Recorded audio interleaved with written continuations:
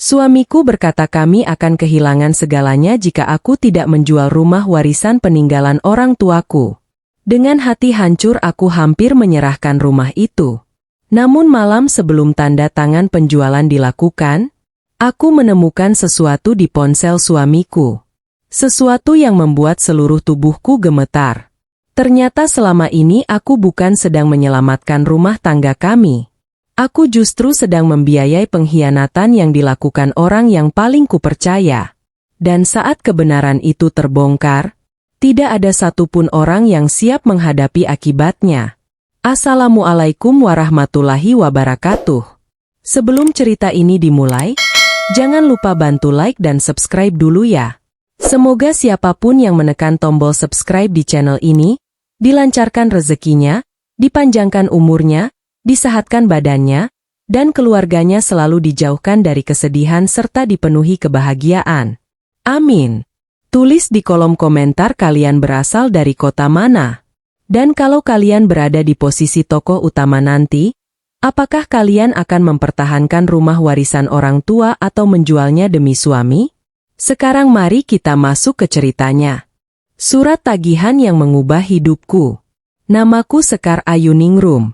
Kalau ada yang bertanya apa harta paling berharga yang kumiliki di dunia ini, jawabanku bukan uang, bukan perhiasan, bukan mobil, melainkan sebuah rumah tua sederhana yang berdiri di ujung kampung tempat aku dibesarkan. Rumah itu adalah peninggalan kedua orang tuaku. Tempat aku belajar berjalan, tempat aku belajar membaca, tempat aku menangis ketika ayah meninggal.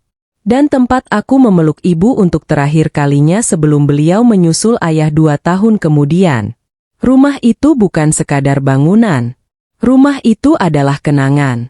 Rumah itu adalah keluarga. Rumah itu adalah satu-satunya alasan yang membuatku merasa masih memiliki mereka. Dan aku tidak pernah membayangkan bahwa suatu hari rumah itu akan menjadi sumber penderitaan terbesar dalam hidupku. 3 tahun lalu aku menikah dengan seorang pria bernama Bagas Pratama. Awalnya aku merasa menjadi wanita paling beruntung di dunia. Bagas datang saat hidupku sedang sulit. Saat aku masih berduka karena kehilangan kedua orang tuaku. Saat aku merasa sendirian, dia hadir membawa perhatian, kesabaran, dan cinta. Setidaknya itulah yang kupikirkan saat itu. Aku janji akan menjagamu. Katanya waktu melamarku. Aku nggak akan pernah bikin kamu menangis. Aku masih ingat bagaimana aku menangis haru mendengar janji itu. Saat itu aku percaya. Sepenuh hati. Aku percaya aku menemukan laki-laki yang tepat. Laki-laki yang akan menjadi rumah keduaku setelah kehilangan rumah pertama. Tapi ternyata, tidak semua janji dibuat untuk ditepati. Awal pernikahan kami berjalan baik. Meski hidup sederhana, kami bahagia. Bagas bekerja di perusahaan distributor bahan bangunan. Sedangkan aku membuka usaha kecil-kecilan dari rumah. Kami memang tidak kaya, tapi cukup. Setidaknya aku merasa cukup. Namun semuanya mulai berubah sekitar 1 tahun terakhir. Perubahan itu tidak terjadi sekaligus, melainkan perlahan. Sangat perlahan. Sampai aku hampir tidak menyadarinya. Bagas mulai sering pulang malam. Katanya lembur. Katanya ada proyek tambahan. Katanya sedang mengejar target. Aku mempercayainya. Karena selama ini aku tidak pernah punya alasan untuk curiga. Kadang dia pulang saat aku sudah tidur. Kadang dia berangkat sebelum aku bangun. Dan setiap kali aku bertanya apakah semuanya baik-baik saja, dia selalu menjawab hal yang sama. Aku cuma capek kerja. Aku mengangguk. Lalu berhenti bertanya. Karena aku tidak ingin menjadi istri yang terlalu banyak menuntut. Namun semakin lama, ada sesuatu yang terasa berbeda. Bagas menjadi mudah marah, mudah tersinggung, dan semakin jarang bercerita. Bahkan saat kami makan malam bersama, pikirannya seperti berada di tempat lain. Seringkali dia hanya menatap layar ponselnya, membalas pesan, lalu kembali diam. Aku mencoba memahami. Karena aku mencintainya. Karena aku berpikir mungkin tekanan pekerjaan memang sedang berat. Sampai suatu sore, hidupku berubah. Hari itu hujan turun cukup deras. Aku baru selesai membereskan gudang kecil di belakang rumah. Karena atapnya mulai bocor. Saat masuk ke ruang tamu, aku melihat seorang pria berdiri di depan pagar. Aku tidak mengenalnya. Usianya sekitar 40 tahun. Tubuhnya besar. Wajahnya terlihat keras. Ketika aku membuka pintu, dia langsung bertanya, "Ini rumah Pak Bagas?" "Iya," jawabku. Pria itu mengeluarkan sebuah amplop coklat, lalu menyerahkannya kepadaku. "Tolong kasih ke suami ibu," katanya singkat. Aku mengangguk. Namun sebelum pergi, dia menatapku cukup lama. Lalu berkata sesuatu yang membuatku tidak nyaman.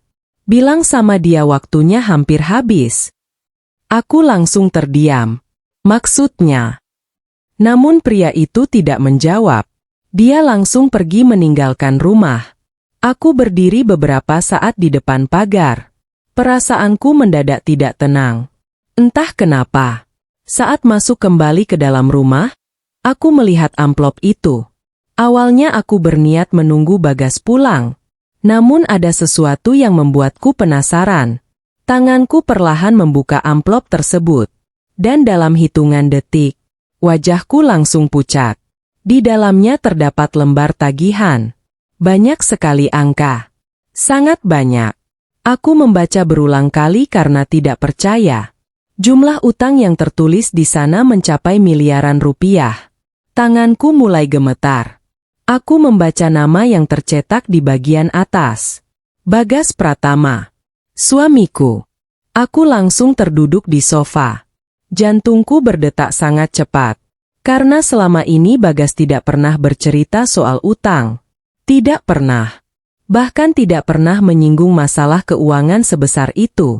Lalu bagaimana mungkin? Dari mana utang sebanyak itu berasal? Kenapa aku tidak tahu apa-apa? Dan yang paling membuatku takut, kenapa ada kalimat merah besar di bagian bawah surat itu? Pelunasan harus dilakukan dalam waktu 30 hari. Aku memegang surat itu dengan tangan gemetar. Air mataku mulai menggenang. Karena untuk pertama kalinya sejak menikah, aku merasa ada sesuatu yang sangat besar sedang disembunyikan suamiku. Dan malam itu, saat Bagas akhirnya pulang ke rumah, aku tidak tahu bahwa satu pertanyaan sederhana yang akan kuajukan kepadanya akan menjadi awal dari kehancuran rumah tangga kami. Suamiku memintaku menjual rumah peninggalan orang tuaku. Malam itu aku tidak bisa tenang. Surat tagihan yang kutemukan sore tadi terus berada di tanganku. Aku membacanya berulang kali. Berharap ada yang salah. Berharap angka-angka itu hanya kesalahan administrasi. Berharap nama yang tertulis di sana bukan nama suamiku.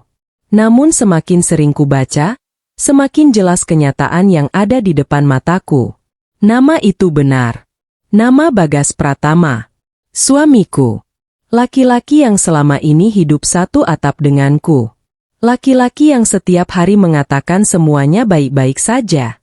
Jam dinding menunjukkan pukul 9 malam saat suara motor Bagas akhirnya terdengar di depan rumah. Jantungku langsung berdebar. Aku menggenggam amplop itu erat. Tanganku terasa dingin. Pintu rumah terbuka. Bagas masuk sambil melepas jaketnya. Seperti biasa. Seolah tidak ada masalah apapun. Aku pulang, katanya. Aku tidak langsung menjawab. Bagas menoleh ke arahku. Mungkin baru menyadari wajahku terlihat berbeda. "Kamu kenapa?" tanyanya. Aku berdiri perlahan, lalu mengangkat amplop coklat itu. Wajah Bagas langsung berubah. Sangat cepat. Perubahan yang tidak mungkin luput dari siapapun. "Apa ini?" tanyaku pelan.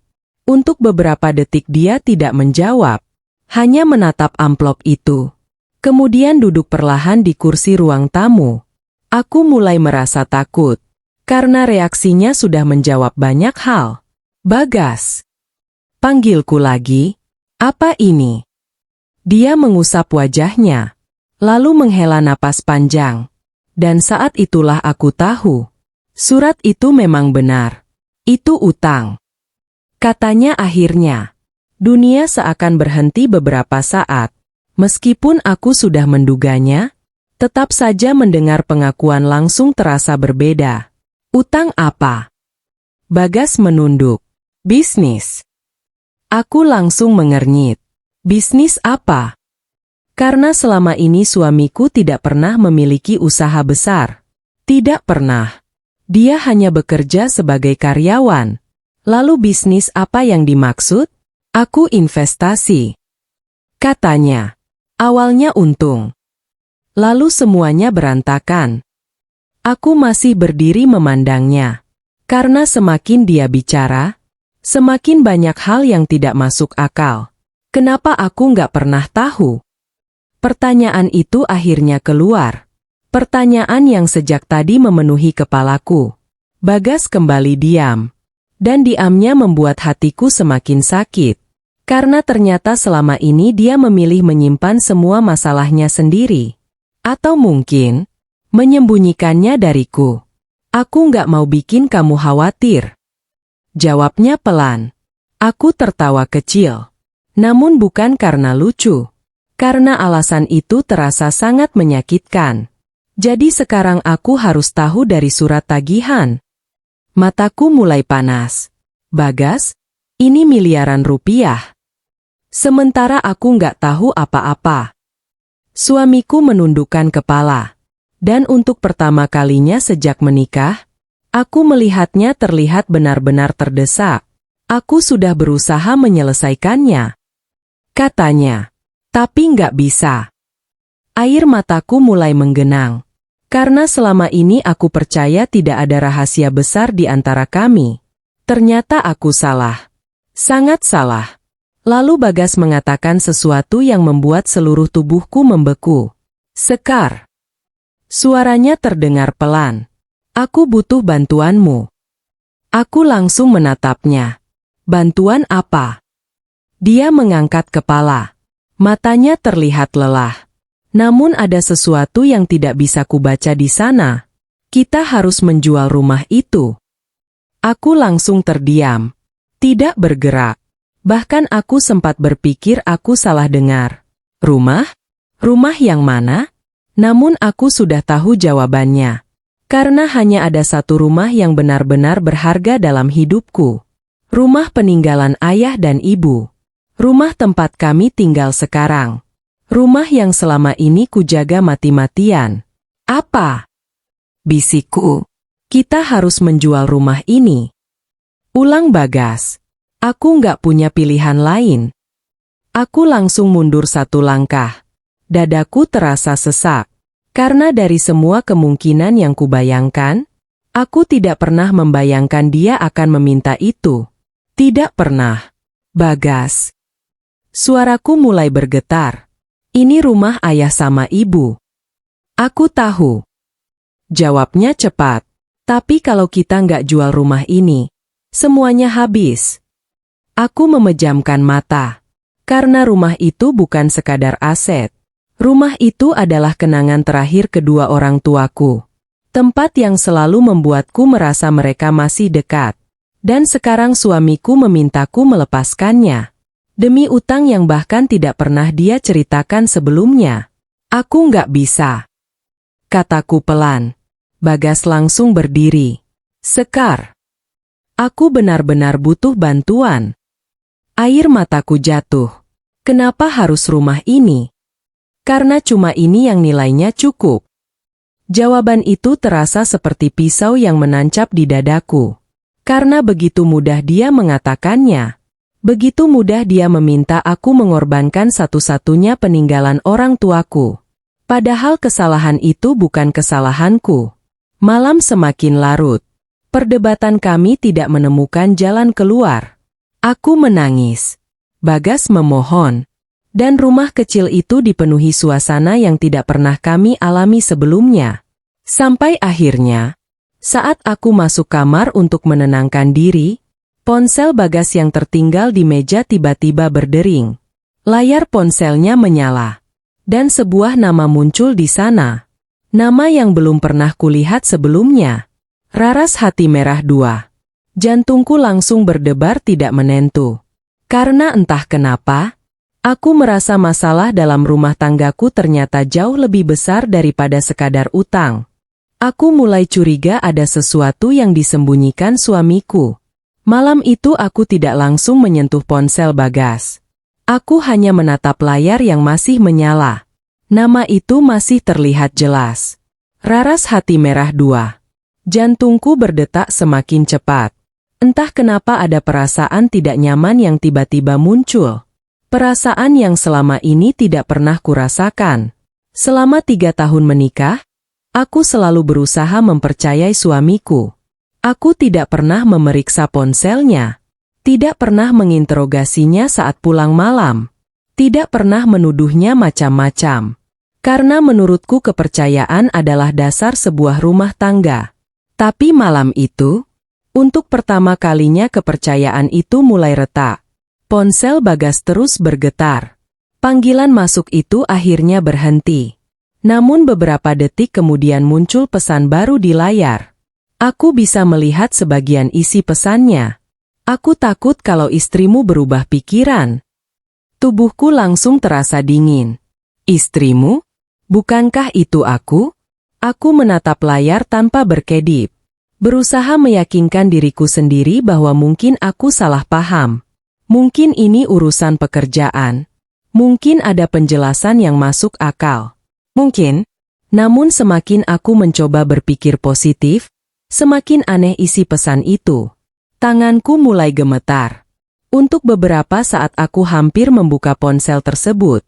Namun langkah kaki Bagas dari arah kamar membuatku langsung menjauh. Dia mengambil ponselnya. Melihat layar. Lalu wajahnya berubah sesaat. Perubahan yang sangat kecil. Tapi cukup membuatku menyadarinya. Kamu kenapa? Tanyaku. Bagas langsung memasukkan ponselnya ke saku. Nggak kenapa-kenapa. Jawabnya cepat. Aku hanya mengangguk. Namun dalam hati aku tahu dia sedang berbohong. Malam itu kami tidur dalam diam. Aku memunggunginya. Dia juga tidak banyak bicara. Dan untuk pertama kalinya sejak menikah, aku merasa ada jarak yang sangat jauh di antara kami. Aku hampir tidak tidur semalaman. Pikiranku dipenuhi banyak hal. Tentang utang. Tentang rumah warisan. Tentang pesan dari wanita bernama Raras. Semua bercampur menjadi satu. Keesokan paginya aku terbangun lebih dulu. Bagas sudah bersiap berangkat kerja. Sebelum keluar rumah, dia kembali membahas soal rumah. Sekar. Aku menoleh. Kita harus segera memutuskan. Aku langsung tahu maksudnya. Rumah. Selalu rumah. Aku masih butuh waktu. Jauhku. Wajah Bagas terlihat kecewa. Kita nggak punya banyak waktu. Katanya. Aku menatapnya lama. Karena entah kenapa, sejak tadi malam aku mulai mempertanyakan satu hal. Apakah dia benar-benar ingin menyelamatkan kami? Atau ada alasan lain yang belum ku ketahui? Namun aku tidak mengatakan apapun. Bagas akhirnya pergi. Dan rumah kembali sepi. Aku duduk sendirian di ruang tamu. Memandangi foto ayah dan ibu yang tergantung di dinding. Air mataku perlahan jatuh. Ayah. Bisikku. Kalau ayah masih ada, aku harus bagaimana? Tidak ada jawaban. Hanya keheningan yang menemaniku. Beberapa jam kemudian, seseorang datang ke rumah. Aku mengira pelanggan usahaku. Namun ternyata bukan. Itu ibu mertuaku. Bu Sulastri. Begitu masuk rumah, beliau langsung duduk tanpa banyak basa-basi. Aku dengar Bagas sudah cerita. Katanya. Aku langsung mengerti. Tentu saja tentang rumah. Aku mengangguk pelan. Namun kalimat berikutnya membuat dadaku terasa sesak. Kamu jangan egois. Katanya. Aku langsung terdiam. Egois. Bu Sulastri mengangguk. Suamimu lagi susah. Harusnya kamu bantu. Aku mencoba menahan air mata. Bu! Rumah ini peninggalan ayah dan ibu saya. Beliau langsung menghela napas. Lalu kenapa? Aku membeku. Karena kalimat itu terdengar begitu dingin, begitu mudah. Seolah kenangan kedua orang tuaku tidak berarti apa-apa. Kalau rumah itu bisa menyelamatkan suamimu, ya jual. Katanya. Jangan terlalu memikirkan masa lalu. Aku langsung menundukkan kepala. Karena jika aku terus menatapnya, aku takut air mataku jatuh di depannya. Yang lebih menyakitkan, beliau tidak berhenti sampai di situ. Kamu beruntung Bagas masih mau bertahan sama kamu. Katanya lagi. Aku langsung mengangkat kepala. Karena kalimat itu begitu menyakitkan. Maksud ibu.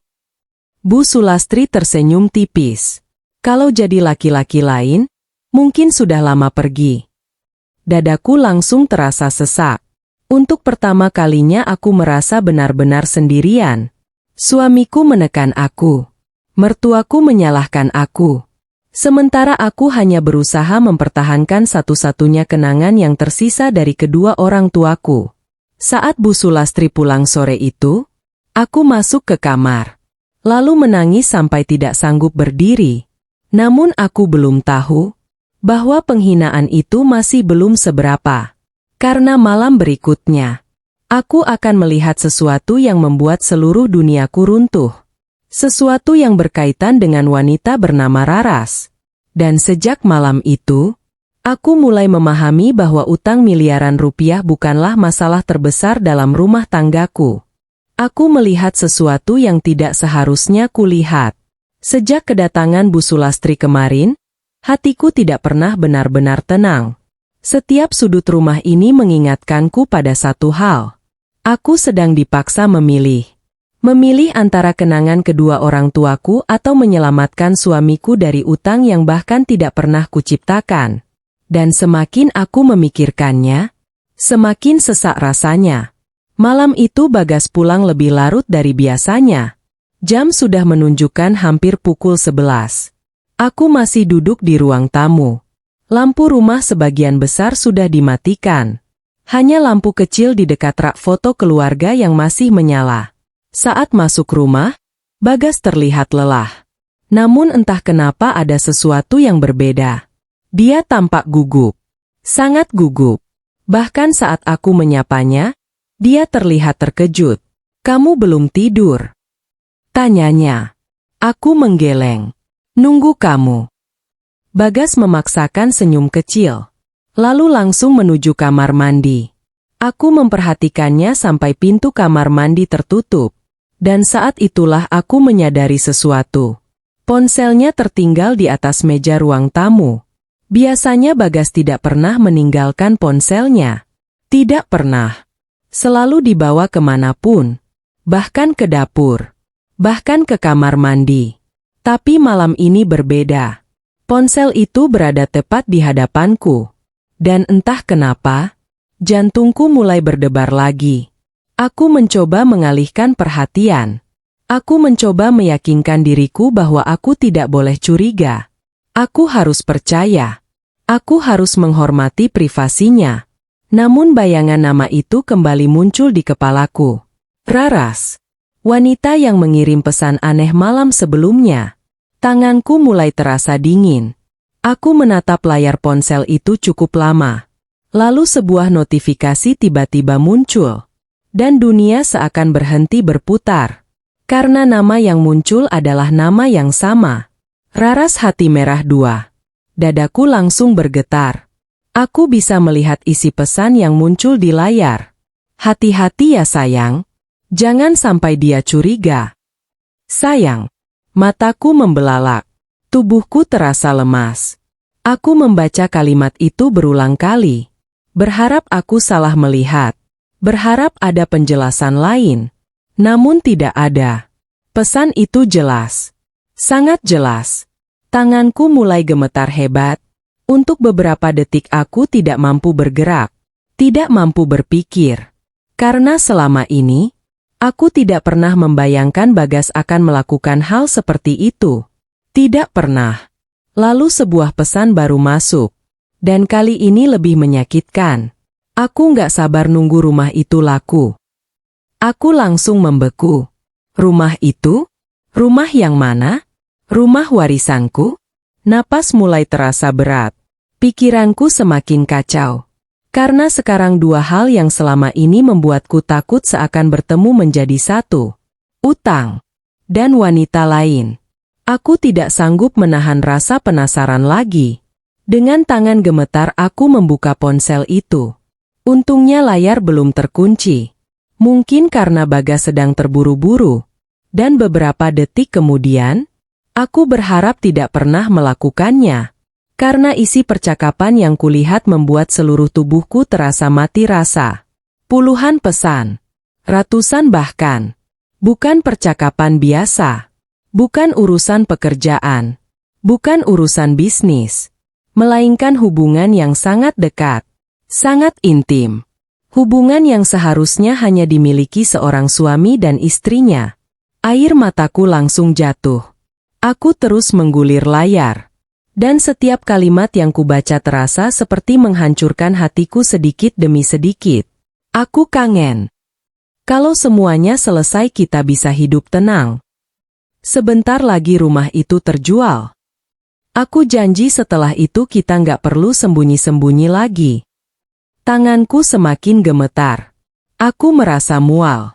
Sangat mual. Dan saat aku membuka galeri foto, aku tidak sanggup lagi menahan tangis. Di sana ada foto Bagas. Dan seorang wanita. Mereka sedang makan bersama. Berlibur bersama. Bahkan ada foto saat mereka saling berpelukan. Aku langsung menutup mulutku sendiri. Karena tangis yang keluar hampir berubah menjadi teriakan. 3 tahun. 3 tahun aku mempertahankan rumah tangga ini. 3 tahun aku percaya. 3 tahun aku berusaha menjadi istri terbaik.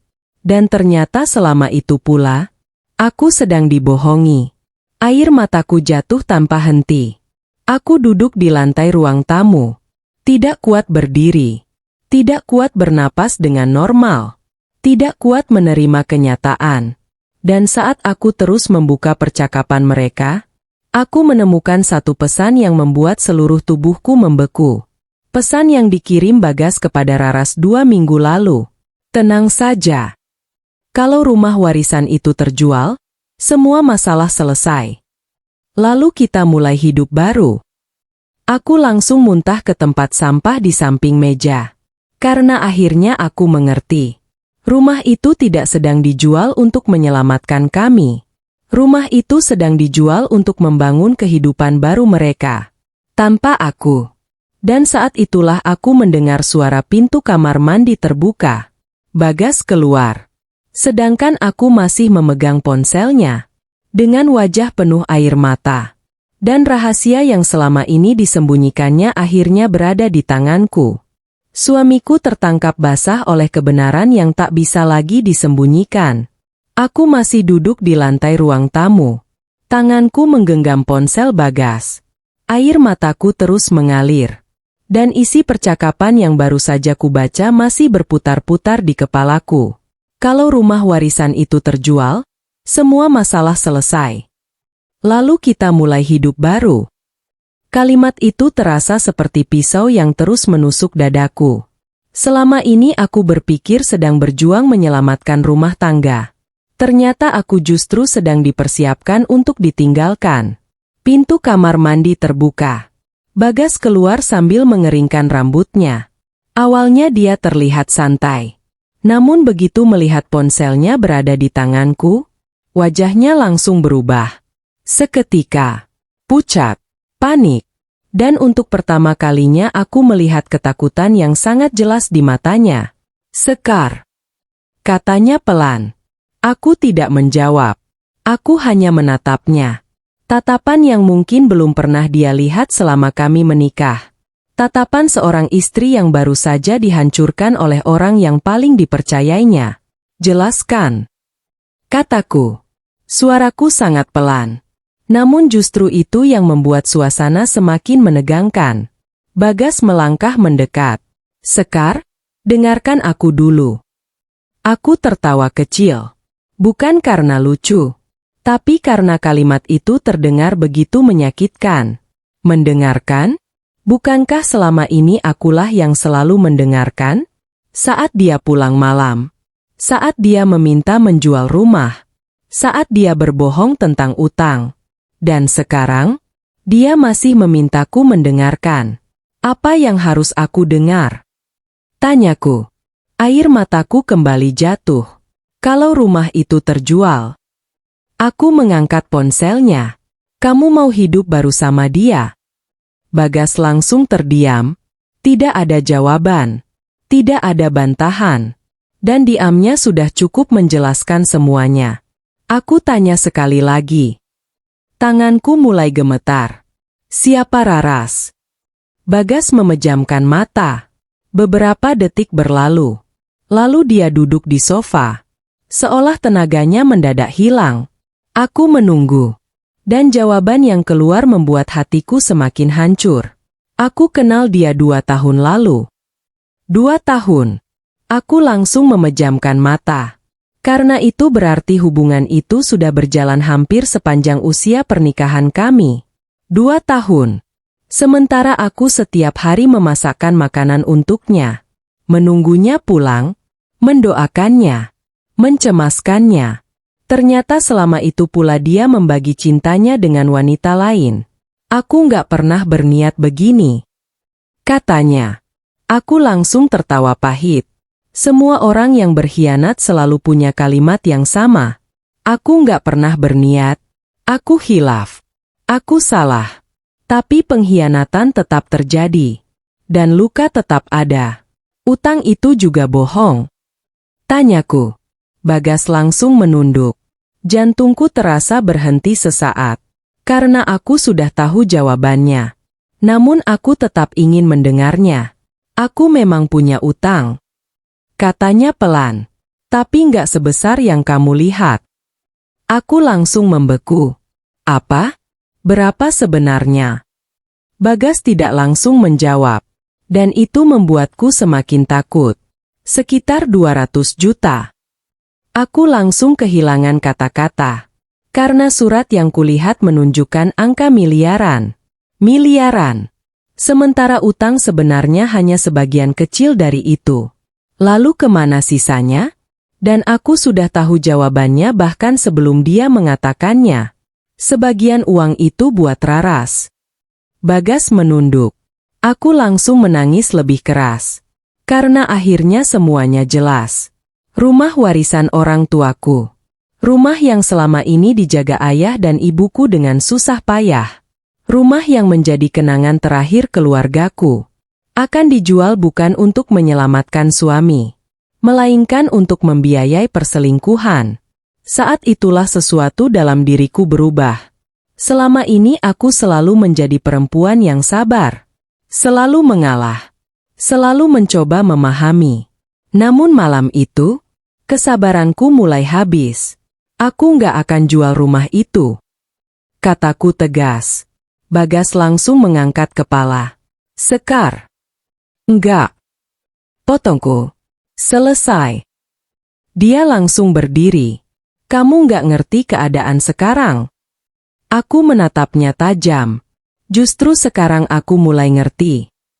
Untuk pertama kalinya sejak menikah, aku tidak takut pada kemarahannya. Karena rasa sakit di hatiku jauh lebih besar. Namun aku belum tahu bahwa pengkhianatan Bagas ternyata lebih buruk daripada yang kubayangkan.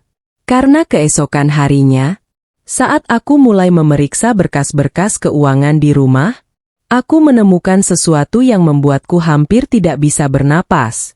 Sesuatu yang bukan hanya mengancam rumah warisan orang tuaku, tetapi juga seluruh masa depanku. Namaku ternyata digunakan tanpa izinku. Pagi itu aku terbangun dengan mata bengkak. Semalaman aku hampir tidak tidur. Setiap kali memejamkan mata, wajah Bagas dan isi percakapannya dengan Raras kembali muncul di kepalaku. Aku masih sulit percaya. Orang yang selama ini kuanggap tempat bersandar ternyata menjadi sumber luka terbesar dalam hidupku. Bagas sudah pergi saat aku bangun. Mungkin berangkat lebih pagi. Atau mungkin sengaja menghindariku. Aku tidak peduli. Untuk pertama kalinya sejak menikah, aku tidak lagi memikirkan kemana dia pergi. Yang kupikirkan hanya satu. Aku harus tahu seluruh kebenaran. Karena semakin aku mengingat kejadian semalam, semakin aku yakin bahwa masih ada banyak hal yang belum ku ketahui. Setelah membersihkan rumah seadanya, aku masuk ke kamar kerja kecil yang selama ini jarang kugunakan. Di sana tersimpan berbagai dokumen keluarga, tagihan listrik, berkas rumah, dokumen bank, dan beberapa map yang biasanya diurus Bagas. Selama ini aku tidak pernah memeriksanya. Aku terlalu percaya. Dan sekarang aku mulai menyesali itu. Tanganku membuka satu demi satu map yang ada di lemari. Awalnya tidak ada yang aneh. Sampai aku menemukan sebuah berkas pinjaman. Namaku tertulis di bagian depan. Aku langsung mengernyit. Karena aku tidak pernah mengajukan pinjaman apapun. Tidak pernah. Dengan jantung berdebar, aku mulai membaca halaman demi halaman. Semakin lama membaca, napasku semakin berat. Karena nama yang tertulis sebagai peminjam adalah Sekar Ayuningrum. Namaku, nomor identitasku, alamat rumahku. Semuanya benar. Namun tanda tangan di bagian bawah membuatku membeku. Karena itu bukan tanda tanganku. Aku langsung terduduk. Tubuhku terasa dingin. Lalu kubuka dokumen berikutnya. Dan berikutnya. Dan berikutnya lagi. Semuanya sama.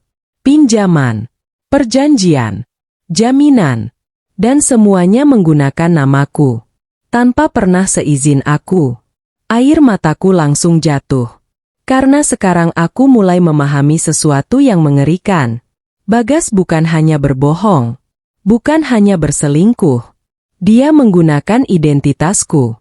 Aku terus memeriksa dokumen itu. Dan semakin banyak yang kutemukan, semakin besar rasa takutku.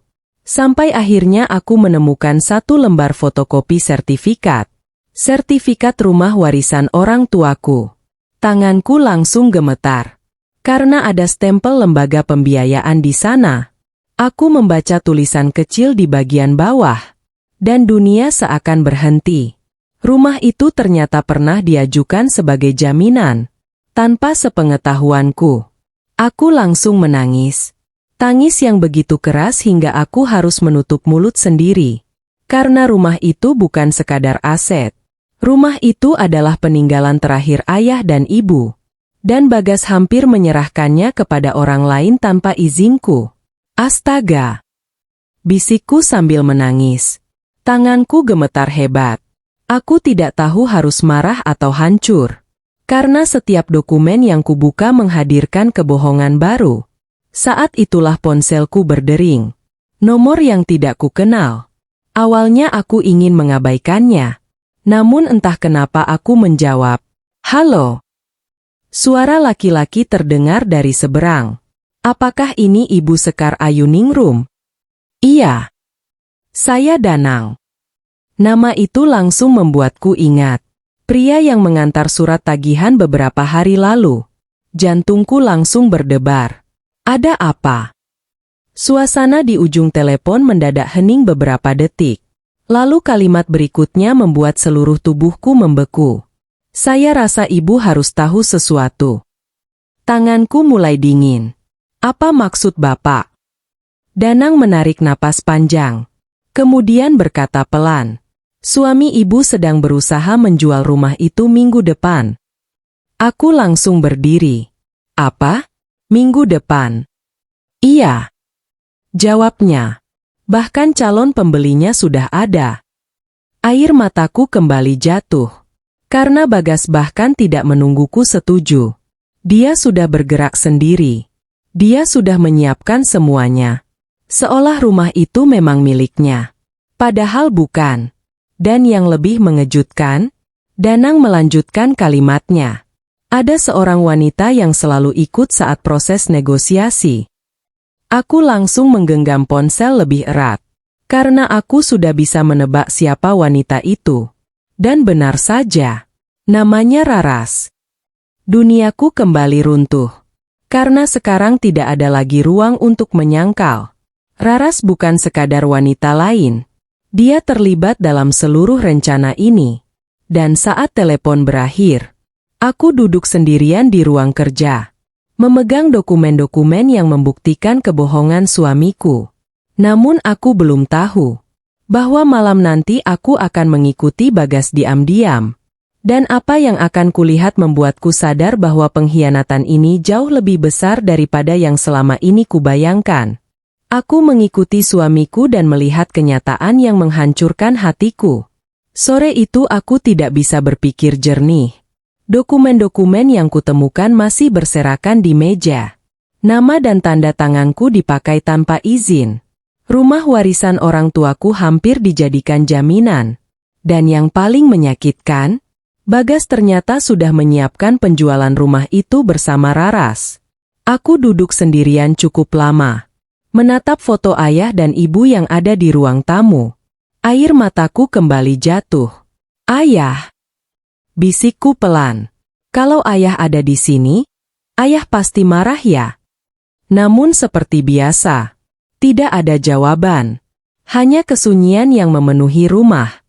Saat itulah aku membuat keputusan. Aku tidak bisa terus menangis. Aku harus tahu semuanya. Aku harus melihat sendiri sejauh apa pengkhianatan Bagas. Malam itu aku sengaja bersikap biasa.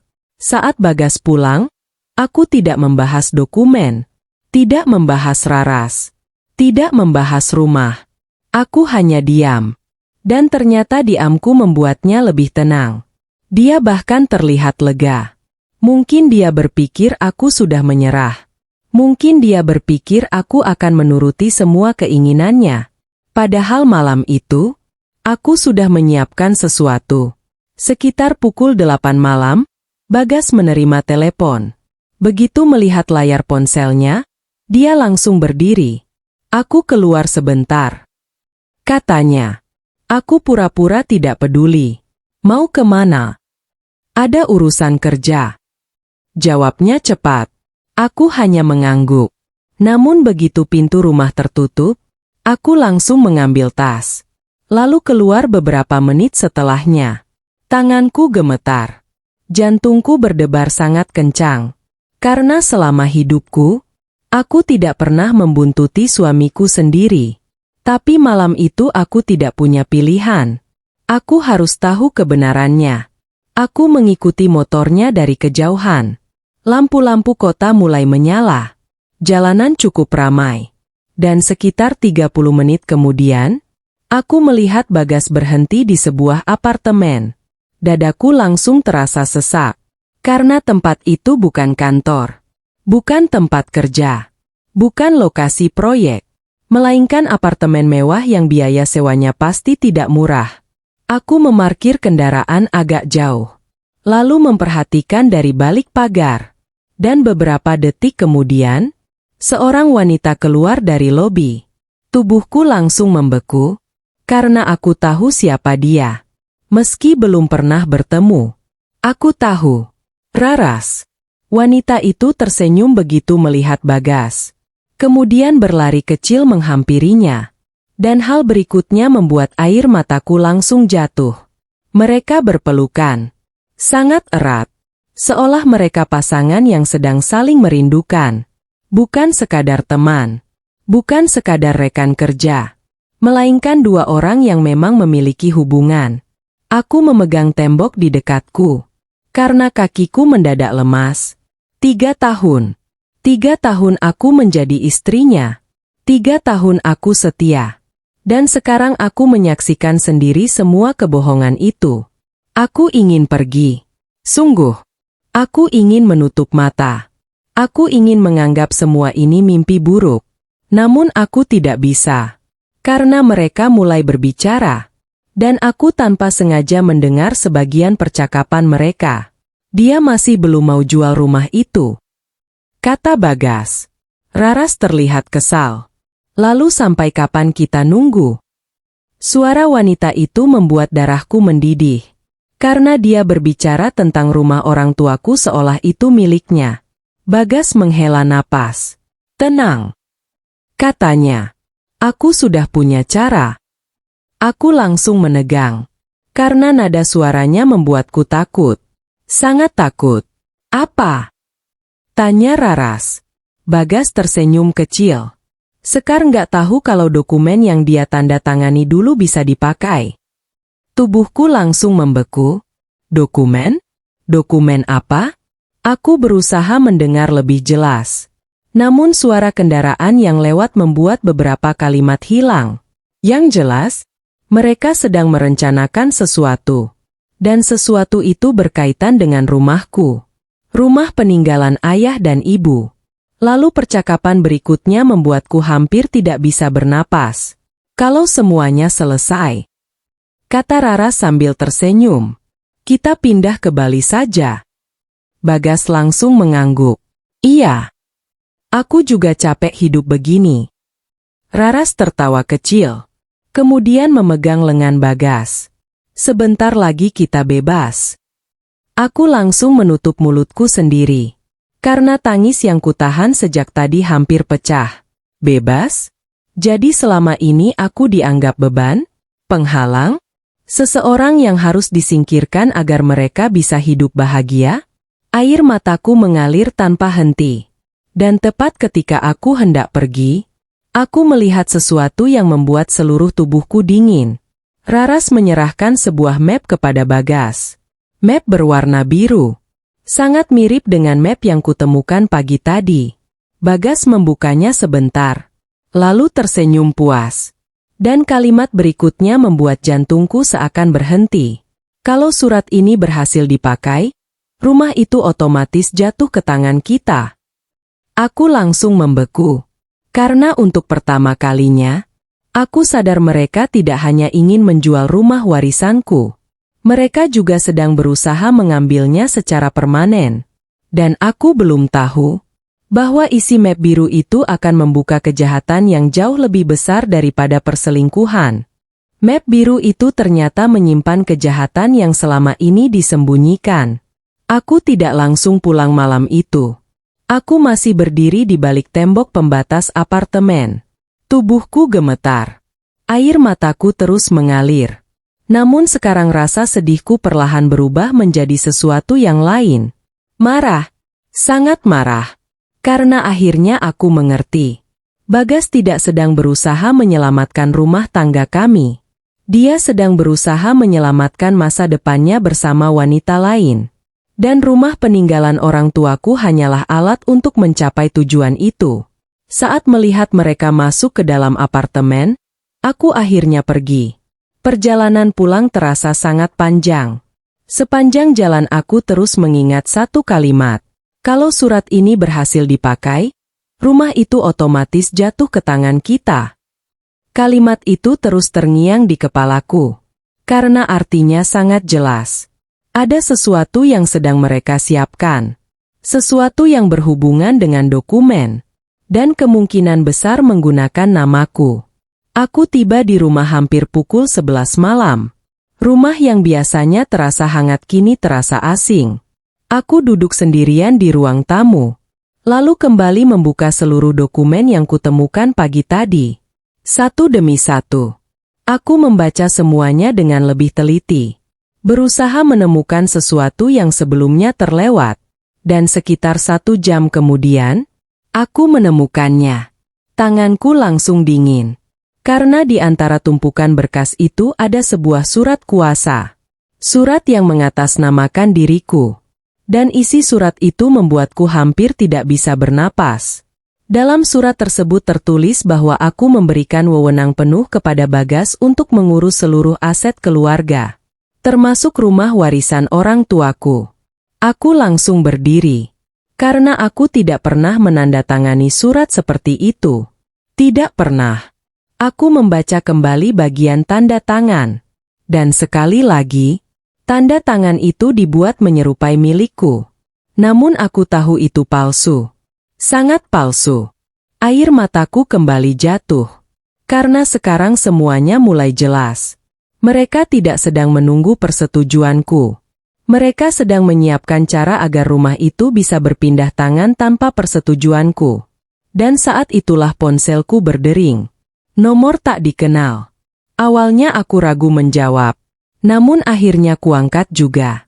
Halo. Suara laki-laki tua terdengar dari seberang. Apakah ini Mbak Sekar? Iya. Saya Jatmiko. Aku langsung mengernyit. Nama itu terasa asing. Saya sahabat almarhum ayah Anda. Aku langsung terdiam. Jantungku berdebar. Karena sudah lama sekali aku tidak mendengar ada orang yang mengenal ayahku. Ada apa ya, Pak? Suara lelaki itu terdengar tenang. Saya mendapatkan nomor Anda dari Pak Danang. Aku langsung teringat pria penagih utang itu. Lalu, Pak Jatmiko menarik napas panjang. Saya rasa Anda sedang menghadapi masalah besar. Tanganku mulai gemetar. Karena kalimat itu terasa tepat sekali. Saya ingin bertemu. Katanya, ada sesuatu yang harus Anda ketahui tentang rumah warisan itu. Aku langsung membeku. Rumah warisan? Apalagi? Bukankah masalahnya sudah cukup banyak? Namun ternyata belum.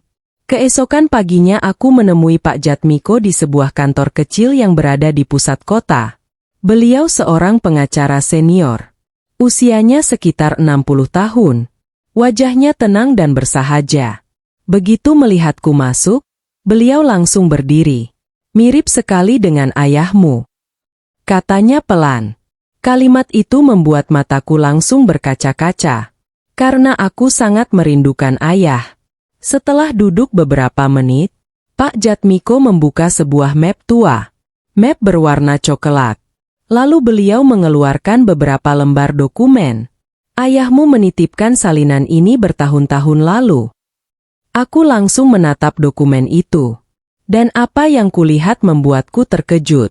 Karena dokumen tersebut berhubungan langsung dengan rumah warisan orang tuaku. Rumah itu tidak bisa dijual sembarangan. Katanya. Aku mengernyit. Maksud Bapak? Beliau menunjuk salah satu halaman. Rumah itu dilindungi oleh wasiat khusus almarhum ayahmu.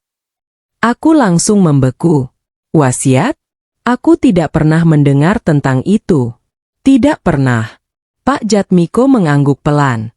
Dalam wasiat itu disebutkan bahwa rumah hanya boleh dijual atas persetujuan langsung pemilik sah. Dan tidak bisa dialihkan menggunakan surat kuasa biasa. Aku langsung menatapnya. Karena untuk pertama kalinya sejak semua ini dimulai, aku merasakan secercah harapan. Artinya, rencana Bagas belum tentu berhasil. Namun wajah Pak Jatmiko tiba-tiba berubah serius. Sangat serius. Tapi ada masalah lain. Katanya, jantungku kembali berdebar. Apalagi? Beliau menggeser sebuah dokumen ke arahku. Dan saat membaca nama yang tertera di sana, seluruh tubuhku langsung terasa dingin. Karena dokumen itu menunjukkan seseorang telah mencoba mengurus proses pengalihan rumah warisan tersebut. Dan nama pemohonnya adalah Raras Puspitasari. Aku langsung membeku. Karena sekarang semuanya jelas. Raras bukan sekadar selingkuhan. Dia juga bagian dari rencana besar untuk merebut rumah peninggalan orang tuaku. Dan yang lebih mengejutkan, proses itu ternyata sudah berjalan sejak beberapa bulan lalu. Aku menyadari mereka sudah merencanakan semuanya sejak lama. Aku tidak langsung berbicara setelah membaca nama itu. Tanganku membeku di atas meja. Mataku terus menatap dokumen yang diberikan Pak Jatmiko. Berulang kali. Berharap aku salah membaca. Namun tidak. Nama itu tetap sama. Raras Puspitasari. Wanita yang selama ini menjadi selingkuhan suamiku. Wanita yang ikut menikmati uang hasil kebohongan Bagas. Dan sekarang, namanya muncul dalam dokumen yang berkaitan dengan rumah warisan orang tuaku. Dadaku terasa sesak. Karena satu hal akhirnya menjadi sangat jelas. Mereka sudah merencanakan semuanya sejak lama. Jauh sebelum aku menemukan pesan-pesan itu. Jauh sebelum Bagas memohon agar rumah dijual. Jauh sebelum aku mengetahui perselingkuhan mereka. Apa artinya ini, Pak? Tanyaku dengan suara bergetar. Pak Jatmiko terlihat prihatin. Beliau mendorong kacamatanya perlahan. Artinya seseorang sudah mencoba mengurus proses pengalihan hak. Aku langsung memejamkan mata. Karena setiap kalimat yang keluar semakin membuatku muak. Tanpa izin saya. Beliau mengangguk. Iya. Air mataku kembali jatuh. Aku tidak mengerti bagaimana manusia bisa berubah seperti itu. Bagas pernah berjanji akan menjagaku. Pernah berjanji akan menjaga rumah ini. Pernah berjanji akan menghormati kenangan kedua orang tuaku.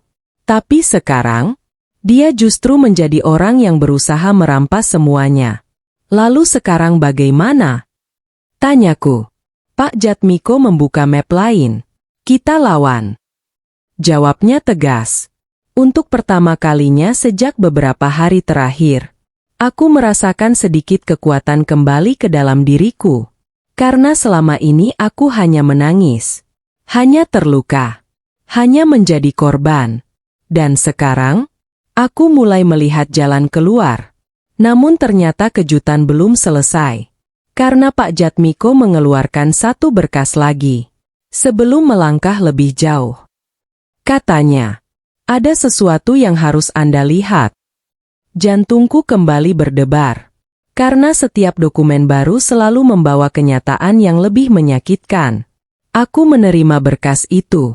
Lalu mulai membacanya. Dan beberapa detik kemudian, aku langsung membeku. Karena dokumen tersebut menunjukkan daftar transaksi rekening. Rekening atas nama Bagas. Jumlahnya tidak sedikit. Puluhan juta. Ratusan juta. Bahkan ada transaksi yang mencapai angka yang membuatku sulit percaya. Apa ini? Tanyaku. Pak Jatmiko menunjuk beberapa baris. Lihat tanggalnya. Aku mengikuti arah jarinya. Dan saat melihat tanggal-tanggal tersebut, air mataku langsung jatuh lagi. Karena sebagian besar transaksi dilakukan pada saat Bagas mengatakan bisnisnya sedang rugi. Saat dia mengaku kesulitan uang. Saat dia meminta pengertianku. Saat dia membuatku merasa bersalah karena mempertahankan rumah warisan. Padahal kenyataannya, dia sedang menghabiskan uang bersama wanita lain. Tanganku mulai gemetar hebat. Apartemen. Bisikku saat membaca salah satu pembayaran. Lalu kendaraan. Lalu perjalanan wisata. Aku tidak sanggup melanjutkan. Karena semuanya terasa terlalu kejam. Aku bekerja dari rumah. Menghemat setiap pengeluaran. Bahkan sering menunda membeli kebutuhan pribadi. Sementara suamiku menikmati hidup bersama perempuan lain menggunakan uang yang tidak pernah kuketahui. Masih ada satu hal lagi. Kata Pak Jatmiko. Aku langsung menatapnya. Dan entah kenapa, aku mulai takut mendengar kelanjutannya. Beliau menarik napas panjang.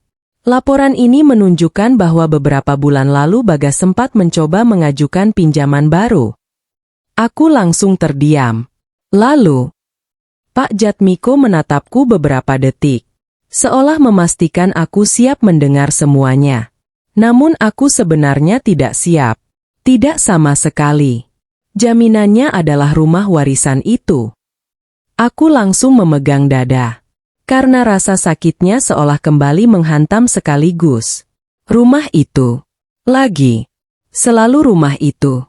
Satu-satunya peninggalan yang masih kumiliki. Satu-satunya tempat yang menyimpan seluruh kenangan masa kecilku.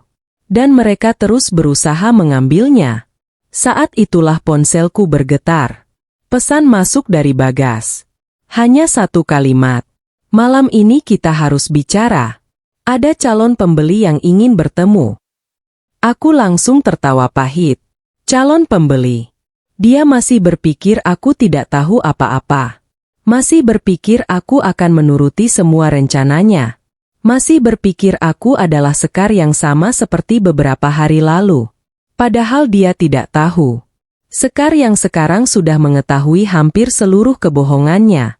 Dan untuk pertama kalinya, aku tidak ingin menangis lagi. Aku ingin melawan. Namun saat hendak memasukkan ponsel ke tas, pesan kedua masuk. Pesan dari nomor yang tidak kukenal. Tanpa nama. Tanpa foto profil. Hanya satu kalimat pendek. Kalau kamu ingin tahu siapa sebenarnya Bagas, datanglah ke apartemen Melati Blok C malam ini jam 9. Aku langsung membeku. Karena alamat itu sama persis dengan apartemen tempat Bagas bertemu Raras. Dan entah siapa pengirim pesan itu, dia tampaknya mengetahui sesuatu yang belum ku ketahui. Sesuatu yang bisa menjadi pukulan terakhir bagi rumah tanggaku. Orang tak dikenal itu membuka rahasia yang lebih kotor. Tanganku masih menggenggam ponsel. Pesan misterius itu terus kutatap. Kalau kamu ingin tahu siapa sebenarnya Bagas, datanglah ke apartemen Melati Blok C malam ini jam 9. Jantungku berdebar semakin cepat. Siapa yang mengirim pesan itu?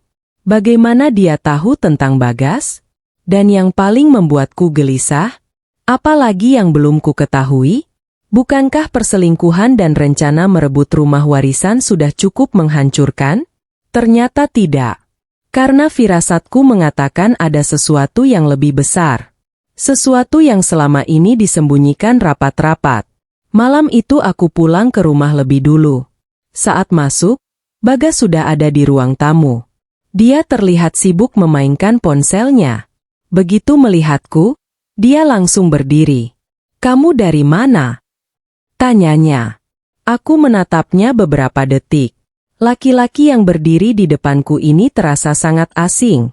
Seolah aku tidak pernah benar-benar mengenalnya. "Ada urusan." Jawabku singkat. Bagas tampak tidak nyaman. Lalu duduk kembali. "Kita harus ketemu calon pembeli besok," katanya. Aku hampir tertawa. Calon pembeli lagi. Dia masih melanjutkan sandiwara yang sama. Padahal seluruh kebohongannya sudah mulai terbuka. Namun aku memilih diam. Karena malam ini aku ingin melihat sejauh apa dia akan terus berbohong. Aku pikirkan dulu. "Jauhku." Bagas terlihat kesal. "Sekar, kita nggak punya waktu." Aku menatapnya. Lalu bertanya pelan. "Kalau rumah itu terjual, apa semua masalah selesai?" Wajahnya langsung menegang. Namun hanya sesaat. "Iya," jawabnya cepat. Dan kebohongan itu kembali keluar dengan mudah. Padahal aku sudah mendengar sendiri percakapannya dengan Raras. Padahal aku sudah melihat sendiri bukti-buktinya. Namun dia tetap memilih berbohong. Malam semakin larut. Sekitar pukul 8:30, aku berpura-pura pergi membeli kebutuhan rumah. Padahal tujuanku adalah apartemen Melati. Tempat yang disebut dalam pesan misterius. Sepanjang perjalanan, pikiranku penuh pertanyaan. Dan entah kenapa, aku mulai merasa takut.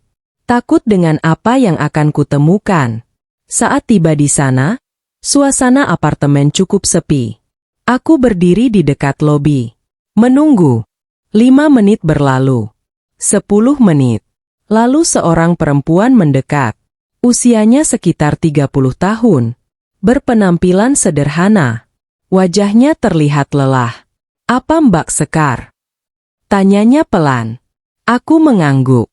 Perempuan itu langsung terlihat lega. "Terima kasih sudah datang," katanya. Aku langsung mengernyit. "Siapa Anda?" Perempuan itu menunduk beberapa detik. Kemudian berkata sesuatu yang membuatku terkejut. "Saya mantan pacar Bagas." Darahku langsung berdesir. "Apa?" Perempuan itu memperkenalkan dirinya. Namanya Wening. Dan apa yang diceritakannya malam itu membuat seluruh tubuhku dingin. Ternyata aku bukan perempuan pertama yang menjadi korban Bagas. Bukan. Jauh sebelum menikah denganku, Bagas pernah menjalin hubungan dengan Wening selama 4 tahun. 4 tahun. Dan hubungan itu berakhir dengan cara yang sangat buruk. Dia meminjam uang atas nama saya, kata Wening. Sama seperti yang dia lakukan pada Anda. Aku langsung terdiam. Karena pola itu terasa sangat mirip. Saya kehilangan tabungan. Lanjut Wenning. Bahkan hampir kehilangan rumah orang tua saya. Air mataku mulai menggenang. Karena semakin lama cerita itu semakin mengerikan. Kenapa Anda baru bilang sekarang? Tanyaku. Wenning tersenyum pahit. Karena saya baru tahu dia menikah dengan Anda. Aku pikir setelah kita putus dia berubah. Ternyata tidak. Aku langsung memejamkan mata. Karena sekarang semuanya mulai terlihat jelas. Perselingkuhan. Pemalsuan tanda tangan. Utang. Manipulasi. Semua itu bukan kejadian baru. Bagas sudah melakukannya sejak lama. Namun kejutan terbesar belum selesai. Karena Wenning mengeluarkan sebuah amplop dari tasnya. Lalu menyerahkannya kepadaku. Ada sesuatu yang harus Anda lihat. Katanya. Tanganku mulai gemetar saat membuka amplop tersebut. Di dalamnya ada beberapa lembar fotokopi. Dan satu foto. Saat melihat foto itu, aku langsung membeku. Karena foto tersebut memperlihatkan Bagas, Raras, dan seorang pria lain yang tidak kukenal. Mereka sedang duduk bersama, tersenyum, seperti sedang merencanakan sesuatu. Siapa pria itu? Tanyaku. Wenning menatapku, lalu menjawab pelan. Dia makelar properti. Jantungku langsung berdebar. Karena aku mulai memahami kemana arah semua ini. Dan jawaban berikutnya membuat seluruh tubuhku dingin. Mereka sudah mencoba menjual rumah warisan Anda sejak 6 bulan lalu. Aku langsung membeku. 6 bulan. Artinya saat Bagas masih berpura-pura menjadi suami baik. Saat dia masih memelukku. Saat dia masih berkata mencintaiku. Dia diam-diam sudah merencanakan cara mengambil rumah peninggalan orang tuaku. Dan malam itu, untuk pertama kalinya aku sadar. Ini bukan lagi soal perselingkuhan. Ini bukan lagi soal utang. Ini adalah penipuan yang sudah dirancang sejak lama. Dan aku harus menghentikannya sebelum semuanya terlambat. Aku akhirnya mengetahui siapa Bagas sebenarnya. Malam itu aku pulang dari apartemen Melati dengan perasaan yang sulit dijelaskan. Kakiku terasa lemas. Kepalaku penuh. Dan hatiku seperti dihancurkan berkali-kali. Selama ini aku mengira Bagas adalah suami yang tersesat karena masalah keuangan. Aku mengira dia terjebak utang. Aku mengira dia membuat keputusan buruk karena panik. Namun setelah bertemu Wenning, aku sadar aku selama ini hidup bersama seseorang yang sangat berbeda dari bayanganku. Bagas bukan korban keadaan. Bagas adalah pelaku. Dan aku hanyalah korban berikutnya. Sepanjang perjalanan pulang, aku terus memikirkan cerita Wenning. Tentang tabungannya yang habis. Tentang rumah orang tuanya yang hampir hilang. Tentang janji-janji manis yang ternyata hanya alat untuk mendapatkan kepercayaan. Semuanya sangat mirip dengan apa yang sedang terjadi padaku. Dan yang paling membuatku merinding, Bagas sudah merencanakan penjualan rumah warisanku sejak 6 bulan lalu. 6 bulan. Artinya saat dia masih memanggilku sayang. Saat dia masih memelukku sebelum tidur. Saat dia masih berpura-pura menjadi suami yang baik. Dia sedang menyusun rencana untuk menghancurkan hidupku. Saat tiba di rumah, lampu ruang tamu masih menyala. Bagas sedang duduk sendirian. Begitu melihatku masuk, dia langsung berdiri. "Kamu dari mana?" tanyanya. Aku menatapnya beberapa detik. Dan untuk pertama kalinya, aku tidak melihat suamiku. Aku melihat seorang pria asing. Ada urusan. Jawabku singkat. Bagas terlihat kesal. "Akhir-akhir ini kamu berubah," katanya. Aku hampir tertawa. Berubah? Setelah semua yang dia lakukan, dia masih berani mengatakan aku yang berubah? Namun aku menahan diri. Belum waktunya. Aku belum memiliki semua bukti yang kubutuhkan. Dan aku tidak ingin dia menyadari bahwa aku sudah mengetahui segalanya. Malam itu aku pura-pura tidur. Namun sebenarnya aku terus memperhatikan. Sekitar pukul 1 dini hari, ponsel Bagas menyala. Dia langsung bangun perlahan, mengambil ponselnya, lalu keluar kamar. Aku membuka mata, dan diam-diam mengikuti dari belakang. Bagas berhenti di teras rumah, kemudian menelepon seseorang. Aku bersembunyi di balik pintu, dan apa yang kudengar membuat darahku mendidih. Iya, katanya pelan. Dia belum curiga. Tanganku langsung mengepal. Belum curiga? Kalau dia tahu aku sudah mengetahui hampir semuanya, mungkin dia tidak akan setenang itu. Lalu suara Bagas terdengar lagi. Pokoknya minggu depan harus selesai. Mau nggak mau rumah itu harus berpindah. Aku mulai gemetar. Karena sekarang tidak ada lagi keraguan. Rumah itu memang target utama mereka. Namun kalimat berikutnya jauh lebih mengejutkan. Aku butuh uang itu sebelum kasus lama muncul lagi. Aku langsung membeku. Kasus lama? Apalagi ini? Aku berusaha mendengar lebih jelas. Namun suara Bagas semakin pelan. Beberapa menit kemudian telepon berakhir. Dan dia kembali masuk rumah. Aku buru-buru kembali ke kamar. Berpura-pura tidur. Namun pikiranku tidak bisa berhenti memikirkan satu kalimat tadi. Kasus lama. Apa yang dimaksud? Keesokan harinya aku langsung menghubungi Wening. Kami bertemu di sebuah warung kopi kecil. Saat aku menceritakan percakapan yang kudengar semalam, wajah Wening langsung berubah. Sangat berubah. Apa dia bilang kasus lama? Tanyanya. Aku mengangguk. Dan saat itulah untuk pertama kalinya aku melihat ketakutan di wajahnya. Kalau begitu, bisiknya, mungkin dia sedang membicarakan laporan polisi itu. Jantungku langsung berdebar.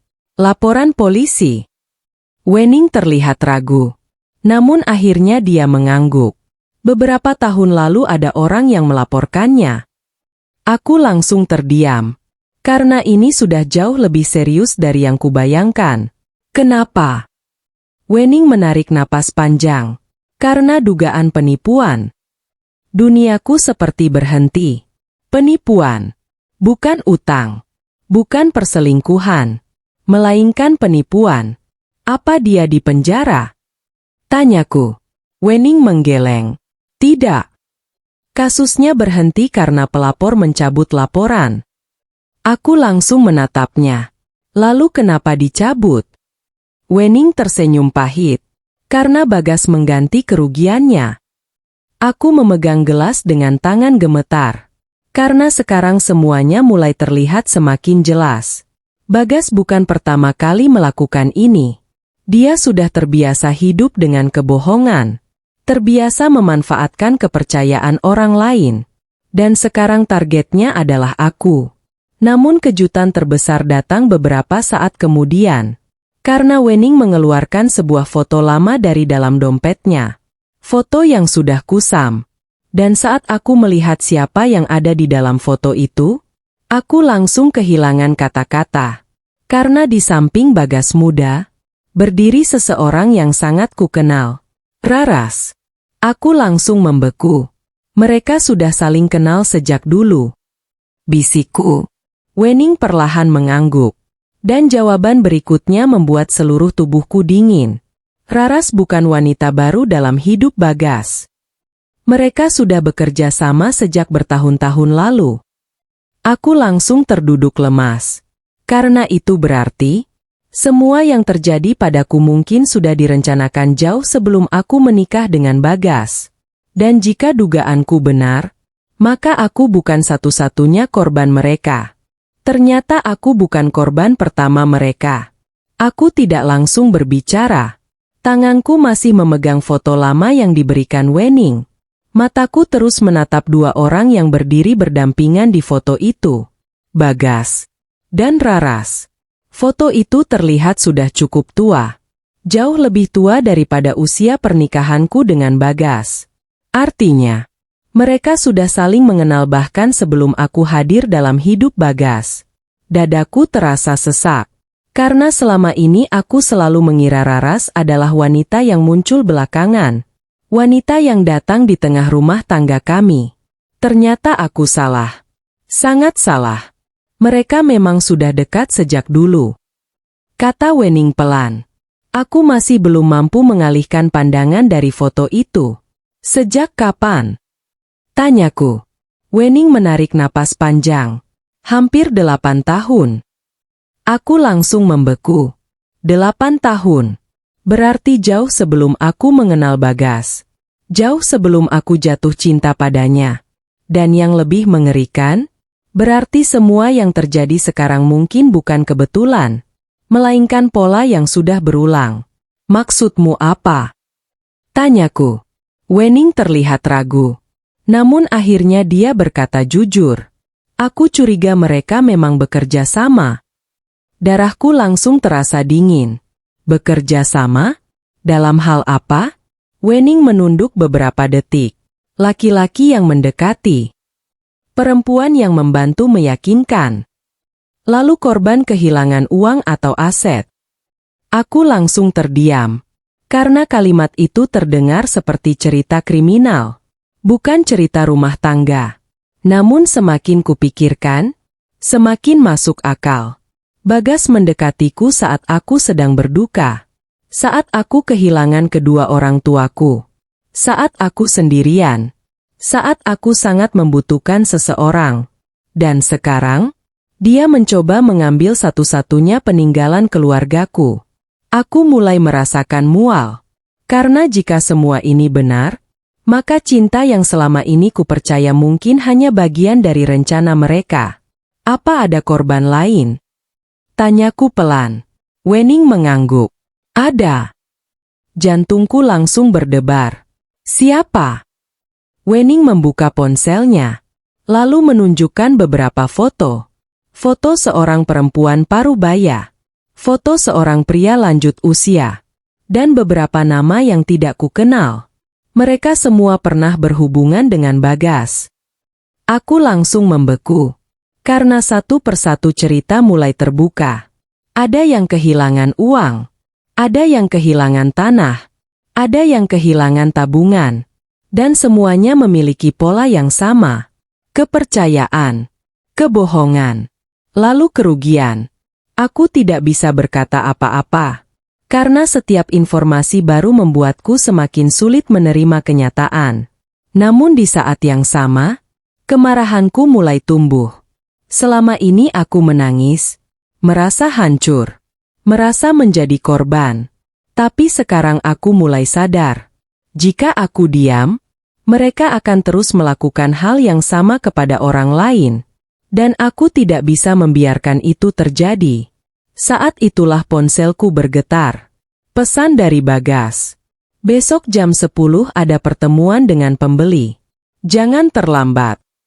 Aku membaca pesan itu berulang kali. Lalu tersenyum pahit. Karena sekarang aku tahu. Pertemuan itu bukan untuk menjual rumah. Pertemuan itu adalah langkah terakhir dari rencana mereka. Dan mereka masih berpikir aku tidak tahu apa-apa. Mau datang? Tanya Wening. Aku mengangguk pelan. Iya. Tapi bukan untuk menjual rumah. Untuk pertama kalinya sejak semua ini dimulai, aku merasakan keberanian yang berbeda. Keberanian yang lahir dari rasa sakit. Keberanian yang lahir karena aku sudah kehilangan terlalu banyak hal. Malam itu aku menemui Pak Jatmiko lagi. Aku menunjukkan seluruh bukti yang sudah kukumpulkan. Chat, foto, dokumen palsu, transaksi rekening, dan semua cerita yang disampaikan Wening.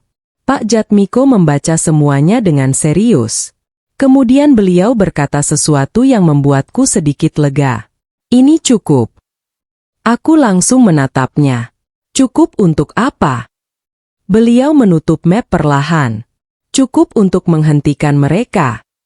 Air mataku hampir jatuh. Karena sejak pertama kali menemukan surat tagihan itu, untuk pertama kalinya aku merasa tidak sendirian. Namun ternyata malam itu masih menyimpan satu kejutan lagi. Karena sebelum aku pulang, Pak Jatmiko menyerahkan sebuah dokumen baru. Dokumen yang baru saja berhasil diperolehnya sore tadi. Aku rasa kamu harus melihat ini, katanya. Tanganku menerima berkas tersebut, lalu membukanya perlahan. Dan saat membaca nama yang tertulis di sana, aku langsung membeku. Karena dokumen itu adalah surat pemesanan apartemen mewah atas nama Bagas Pratama. Dan calon penghuni kedua yang dicantumkan dalam dokumen tersebut adalah Raras Puspitasari. Tanggal pemesanan apartemen itu dibuat 3 bulan lalu. 3 bulan sebelum Bagas mengaku terlilit utang.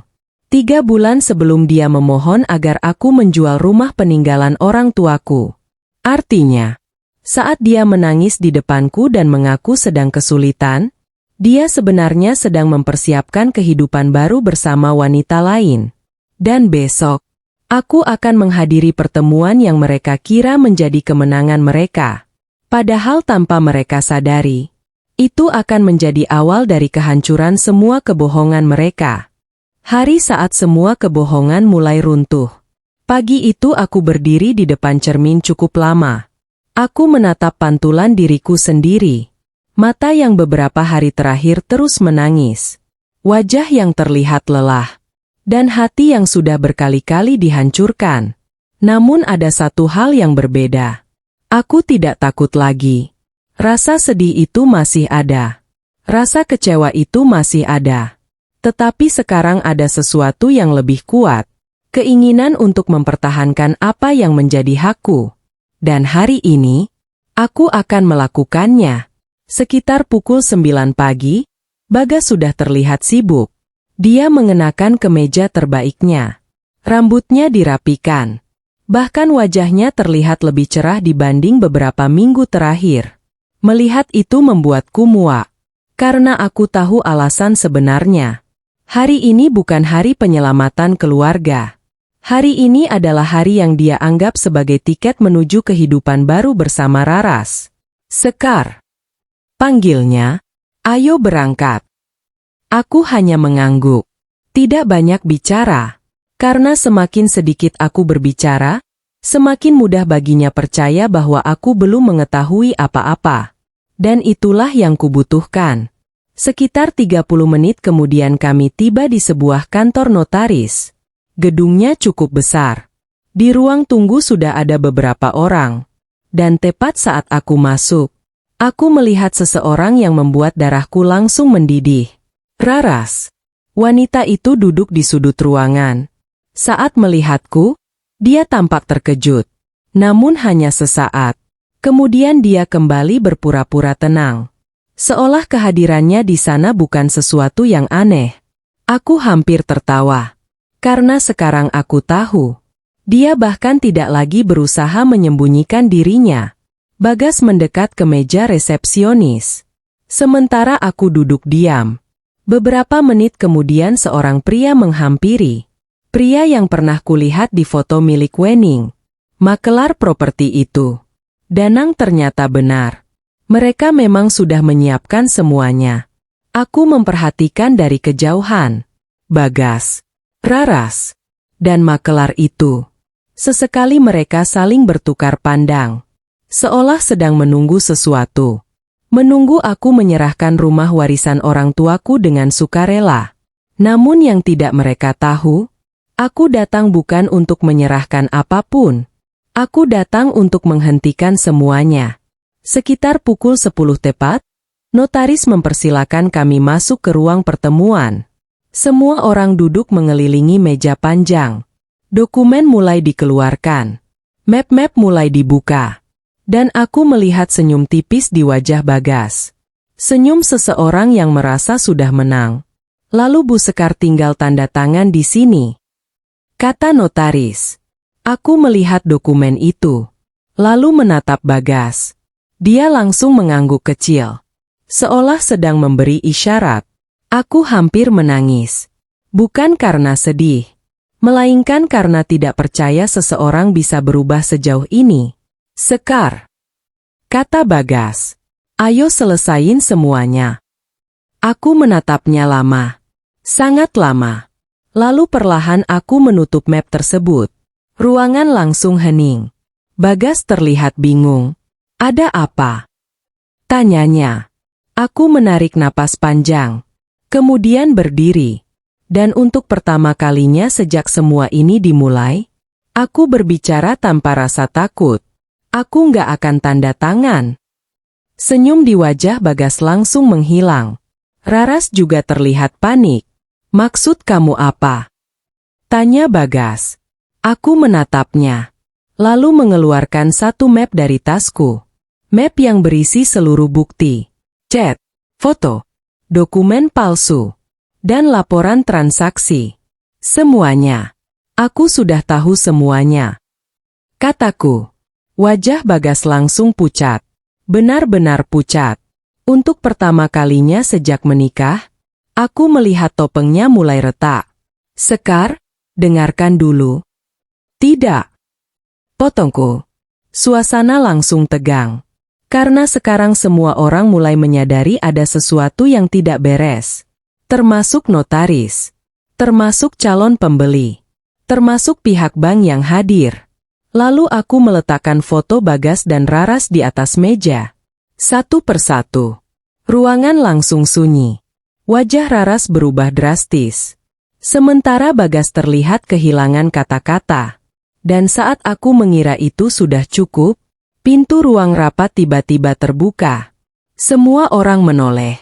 Dan seseorang masuk ke dalam ruangan. Seseorang yang sama sekali tidak diduga oleh Bagas. Wening. Mantan pacarnya. Wajah Bagas langsung kehilangan warna. Karena dia sadar. Orang yang selama ini berusaha dia lupakan, kini datang membawa rahasia yang bisa menghancurkan seluruh kebohongannya. Semua orang akhirnya melihat wajah asli Bagas. Pintu ruang rapat terbuka perlahan. Semua kepala langsung menoleh ke arah yang sama. Dan saat wanita itu melangkah masuk, aku melihat wajah Bagas berubah total.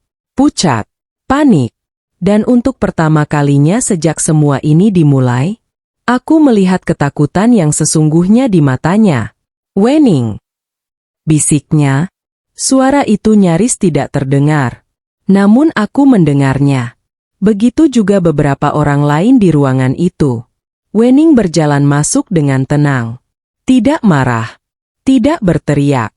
Justru itulah yang membuat suasana semakin menegangkan. Karena orang yang benar-benar terluka biasanya tidak lagi membutuhkan kemarahan untuk membuktikan kebenaran. Aku minta maaf mengganggu pertemuan ini. Kata Wening kepada semua orang.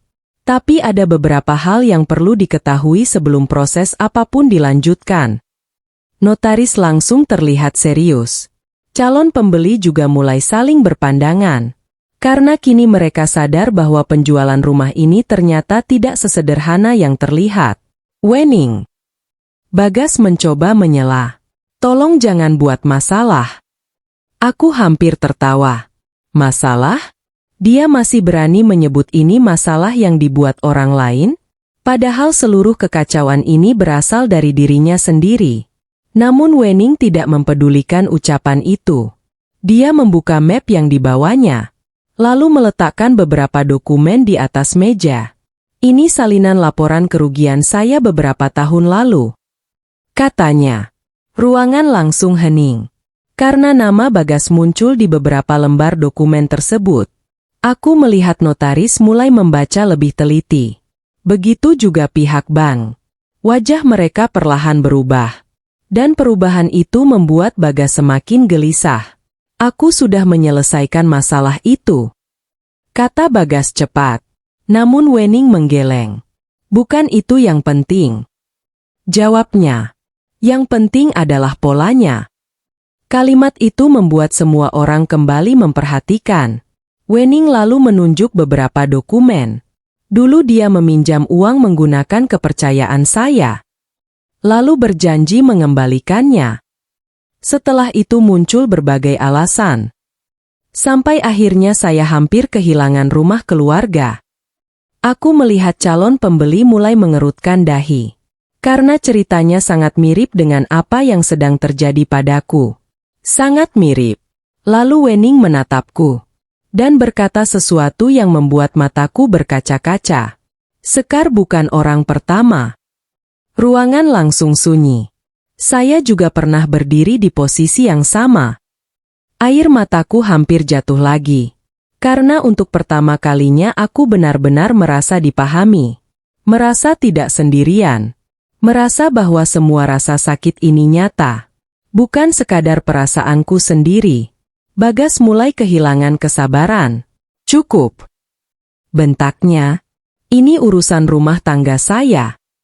Namun sebelum siapapun menjawab, suara lain terdengar dari ujung meja.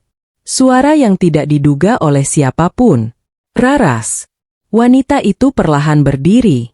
Semua mata langsung tertuju kepadanya. Dan apa yang terjadi berikutnya membuat seluruh ruangan membeku. Karena Raras justru menatap Bagas dengan wajah penuh kemarahan. Kemarahan yang selama ini tidak pernah terlihat. Aku capek bohong terus. Katanya. Bagas langsung menegang. Raras. Namun wanita itu mengabaikannya. Aku capek jadi kambing hitam. Jantungku langsung berdebar.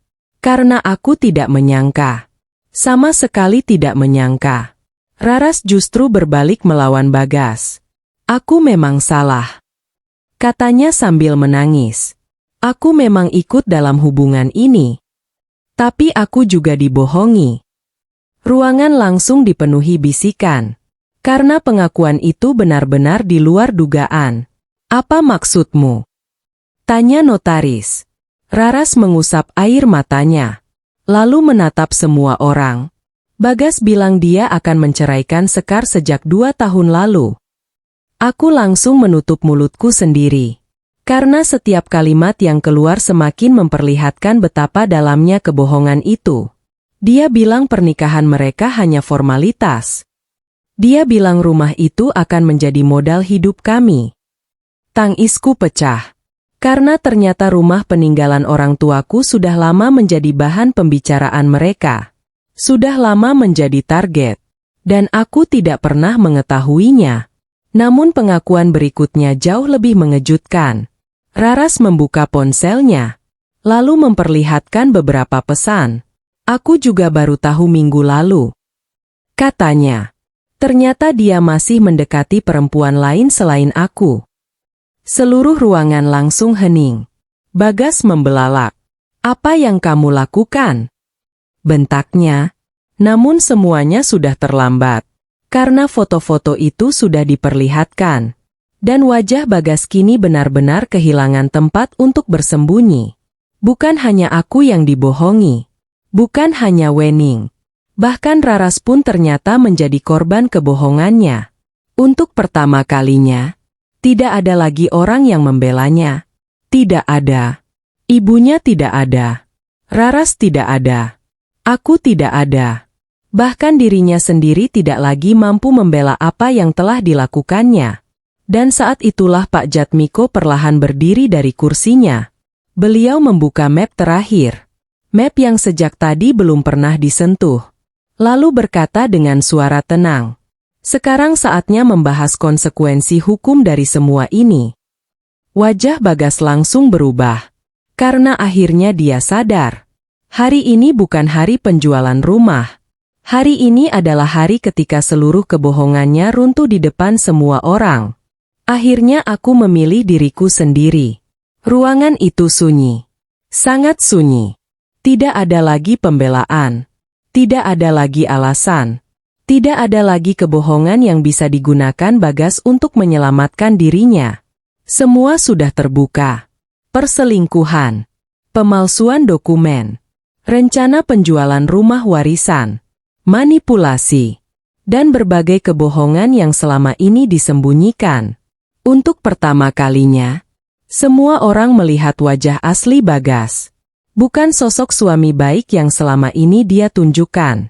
Melainkan seseorang yang tega menghancurkan kepercayaan orang-orang yang mencintainya. Pak Jatmiko berdiri di ujung meja. Beliau membuka dokumen terakhir yang dibawanya. Lalu menatap Bagas. Saya sudah mempelajari seluruh bukti yang ada. Katanya tenang. Dan saya sarankan semua proses penjualan dihentikan sekarang juga. Notaris langsung mengangguk. Pihak bank juga terlihat sepakat. Karena sekarang semuanya sudah jelas. Dokumen yang digunakan Bagas penuh masalah. Ada tanda tangan yang dipertanyakan. Ada surat kuasa yang tidak sah. Dan ada indikasi pemalsuan data. Wajah Bagas semakin pucat. Dia terlihat seperti orang yang kehilangan arah. Untuk pertama kalinya, dia tidak tahu harus berkata apa. Calon pembeli akhirnya berdiri. Kami membatalkan semuanya. Katanya tegas. Lalu mereka meninggalkan ruangan. Begitu juga pihak bank. Satu persatu. Meninggalkan Bagas yang kini duduk sendirian di kursinya. Dan saat itulah aku menyadari sesuatu. Semua yang dia perjuangkan selama ini akhirnya hilang. Bukan karena orang lain, melainkan karena dirinya sendiri. Raras berdiri. Matanya masih merah karena menangis. Dia menatapku beberapa saat, lalu menundukkan kepala. Maaf, katanya lirih. Aku tidak menjawab, karena meskipun dia juga korban kebohongan Bagas, dia tetap mengetahui bahwa Bagas adalah suami orang. Dan luka yang ditinggalkannya tidak bisa hilang begitu saja. Namun aku juga tidak ingin hidup dengan kebencian. Aku sudah terlalu lelah. Sangat lelah. Raras akhirnya pergi. Wening juga pamit. Sebelum pergi, dia memelukku. Pelukan yang membuat air mataku kembali jatuh. Karena tanpa wanita itu, mungkin aku tidak akan pernah mengetahui kebenaran. Beberapa menit kemudian ruangan mulai kosong. Yang tersisa hanya aku, Bagas, dan Pak Jatmiko. Bagas akhirnya berdiri. Matanya merah. Wajahnya penuh penyesalan. Lalu dia berjalan mendekat. Sekar. Aku menatapnya. Namun kali ini tidak ada lagi cinta yang dulu memenuhi hatiku. Yang tersisa hanya luka. Aku salah. Katanya. Air matanya jatuh. Aku benar-benar salah. Aku diam. Karena kata-kata itu datang terlalu terlambat. Sangat terlambat. Aku nggak pernah berpikir semuanya akan seperti ini. Aku tersenyum pahit. Tapi kamu tetap melakukannya. Jauhku. Bagas langsung terdiam. Karena dia tahu aku benar. Setiap kebohongan yang dia buat adalah pilihan. Setiap pengkhianatan yang dia lakukan adalah pilihan. Dan setiap luka yang kuterima juga berasal dari pilihan yang sama. Aku minta maaf. Katanya lagi. Namun kali ini aku tidak menangis. Aku tidak marah. Aku hanya lelah. Sangat lelah. Lalu aku menarik napas panjang. Dan mengucapkan kalimat yang selama ini tidak pernah kubayangkan akan keluar dari mulutku. Aku mau bercerai. Bagas langsung membeku. Air matanya semakin deras. Namun aku tidak mengubah keputusan itu. Karena aku akhirnya mengerti satu hal. Memaafkan bukan berarti harus bertahan. Dan mencintai seseorang bukan berarti harus terus membiarkan diri sendiri disakiti. Beberapa bulan kemudian, perceraian kami resmi selesai. Rumah warisan orang tuaku tetap menjadi milikku. Tidak ada yang berhasil mengambilnya. Tidak Bagas. Tidak Raras. Tidak siapapun. Dan untuk pertama kalinya setelah sekian lama, aku bisa bernapas dengan tenang. Aku mulai membangun hidup baru. Usaha kecilku berkembang. Sedikit demi sedikit. Aku memperbaiki rumah peninggalan ayah dan ibu. Menata kembali taman depan. Mengecat ulang beberapa bagian yang mulai kusam. Dan setiap kali melangkah di dalam rumah itu, aku merasa kedua orang tuaku masih ada. Masih menjagaku. Masih memelukku dari jauh. Suatu sore, hampir setahun setelah semua kejadian itu, aku duduk sendirian di teras rumah. Di tanganku ada foto ayah dan ibu. Angin sore berhembus pelan. Langit terlihat indah. Dan untuk pertama kalinya setelah sekian lama, hatiku terasa damai. Air mataku jatuh perlahan. Namun kali ini bukan karena sedih. melainkan karena lega.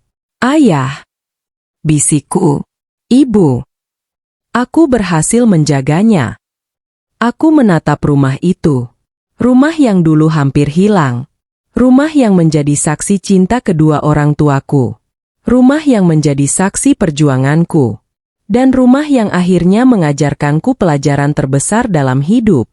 Bahwa kehilangan orang yang salah jauh lebih baik daripada kehilangan diri sendiri.